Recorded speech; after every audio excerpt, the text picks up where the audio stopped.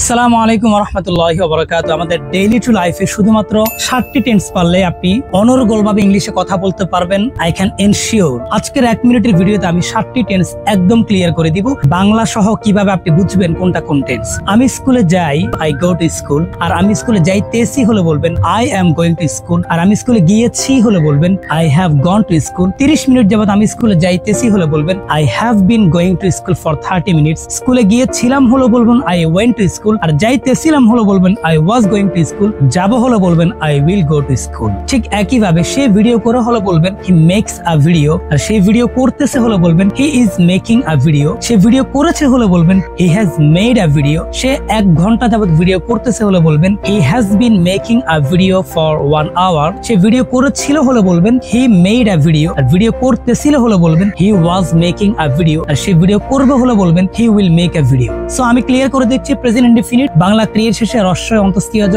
অ এগুলো, present continuous তেসি থাকবে, present perfect ছি ছো ছে থাকবে, প্রেজেন্ট পারফেক্ট কন্টিনিউয়াস সময় প্লাস তেসি থাকবে, পাস্ট ইনডিফিনিট ছিলাম ছিল ছিলে থাকবে, পাস্ট কন্টিনিউয়াস তেছিলাম তেছিল তেছিলে থাকবে, আর ফিউচার ইনডিফিনিট ব বে বেন থাকবে। এই যদি হয় আপনার প্র্যাকটিস, আপনি অবশ্যই ইংরেজিতে কথা বলতে পারবেন। Thank you so much for watching this kind of video.